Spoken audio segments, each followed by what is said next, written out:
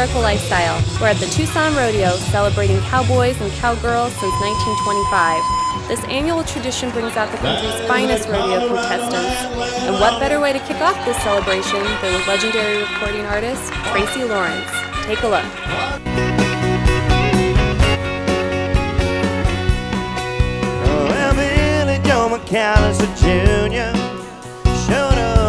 Tracy Lawrence has a loyal fan base, a fact exemplified at his recent sold-out show at the Diamond Center in Arizona.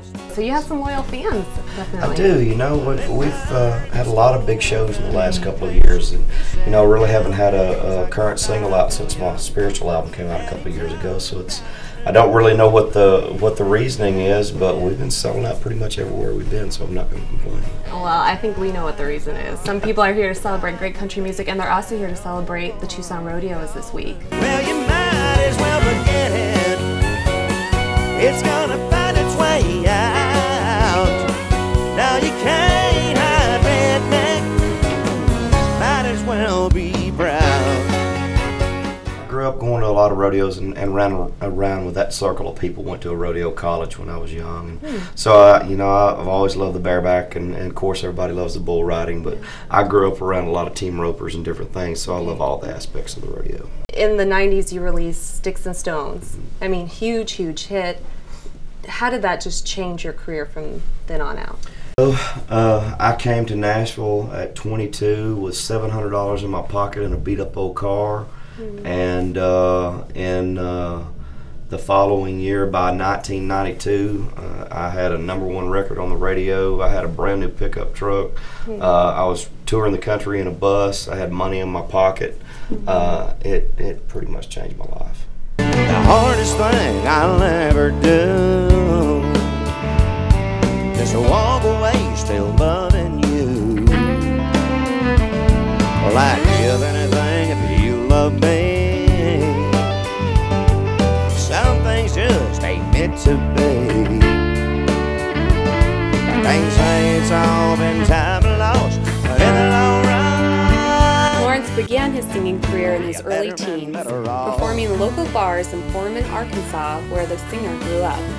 You know, I started off when I was about 14. I started doing little jamboree houses at a very young age, and started getting some recognition and wound up with a couple of bands early on. So I played a lot of VFWs and dive bars and different things as a teenager in high school. When you graduated from high school, you had to make the decision, do I go to college, do I go to Nashville and pursue music? I knew what I wanted to do in my life, I just didn't know how to get there. And I thought that going into radio and television production, at least something in the industry would be a platform to at least, you know, get me in touch with the right people and get a better understanding of what goes on behind the scenes. But after 2.5 years, college just wasn't for me. It was time to make a change, and so I made a move from there and went up living in Louisiana for a couple of years and playing in a pretty hot circuit band, and not long after that.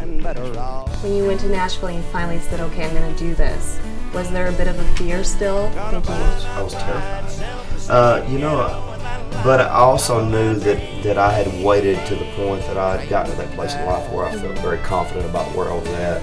I was very focused, really went with a great deal of personal dedication about what it was I was after, and you know, made my mind up that I was going to make the move and just get on stage in any place I was allowed to and go from there. And it really happened a lot faster for me than it does for most people. You know, there was such a big boom going on in country music in Nashville at the time, and I came at the right time where the groundswell was really big. And by 2000, Tracy released his 6th studio album, Lessons Learned. They come from the wrong side of the tracks, born a breed apart. Can't tie them up, can't pin them down. They're playing the solo start. They'll chase that restless spirit wherever the four winds blow. But there's another dream just around the bend for renegades, rebels, and a roll. What is the biggest lesson you've learned? Not to take yourself so seriously is one of the big things I've learned over the years. You know, I think I went through a period of time where I thought that I had to be perfect at everything that I did, and if I wasn't really good at it, I just wasn't going to do it because I didn't want to be embarrassed or whatever, and I've learned to really get past that as I've gotten older. Yeah. And just enjoy life. Don't take yourself so serious. Learn to laugh at yourself. It's okay to fall down. Renegades, rebels and rogues, by the fire, hearts of gold. They ramble till they drop, ramble till the money runs out. They'll take any wrong direction. It's in their blood, you know. That all roads lead to another road for renegades, rebels, and a road. Whenever life deals them down and dirty, they just play them another hand. Yeah, there's a place in heaven for those wild and kindred souls. After spending 20-plus years as a professional musician, Tracy knows a thing or two about being an entertainer. I think being very comfortable on stage has a lot to do with it. I think as an entertainer, I think it's just as much not only the music, but also the way that you connect with the people in the crowd. You make them feel comfortable in a lot of ways, and also kind of give them somewhat of an escape from their day-to-day life. I think that's what our job is as entertainers. They'll take any wrong direction. It's in their blood, you know. That all roads lead to another road for renegades, rebels, and a